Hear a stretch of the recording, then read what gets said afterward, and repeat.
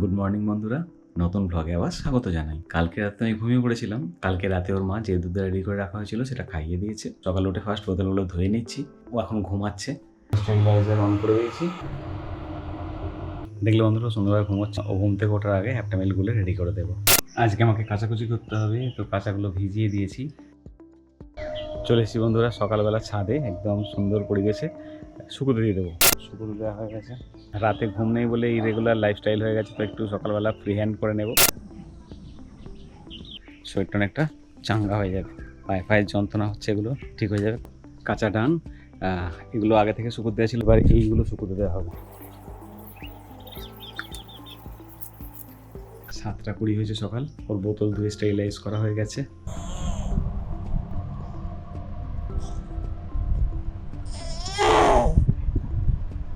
ঘুম থেকে উঠে পড়েছে, মশাই বসে খুলে দিলাম। শীষের দিকে যে আওয়াজটা দেখলে, এটা ওর পটি করার সিগন্যাল। পটি হয়ে গেছে বন্ধুরা, ওর মা ওকে জামা কাপড় ছাড়াচ্ছে। আমি ততক্ষণ স্নানটা করে নিই। দেখো বন্ধুরা, স্নান হয়ে গেছে, একদম ফ্রেশ হয়ে গেছি। ও এতক্ষণে আশা করি জামা কাপড় ছেড়ে ফ্রেশ হয়ে গেছে। চলো দেখে নিই ওকে কেমন দেখতে লাগছে। হ্যাঁ দেখো না কি করছে হাত খাওয়ার জন্য। পোকা বাচ্চা এখন খাবি?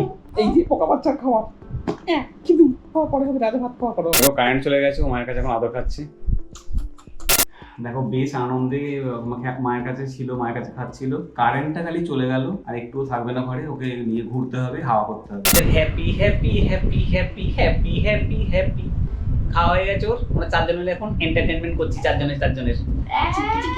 সব তুলে দিল, কামালো সব তুলে দিল।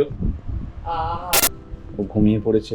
ওর হঠাৎ করে কাশি হয়ে ওর মুখ থেকে সব বেরিয়ে এসেছিল। আমি সরি, মানে তোমায় দেখানোর জন্য ওটা দেখালাম, নিজেকে ঠিক রাখতে পারেনি। বন্ধুরা ঘুমিয়ে পড়েছে এখন। হঠাৎ করে শুয়ে একটু বিষম লেগে গেছে।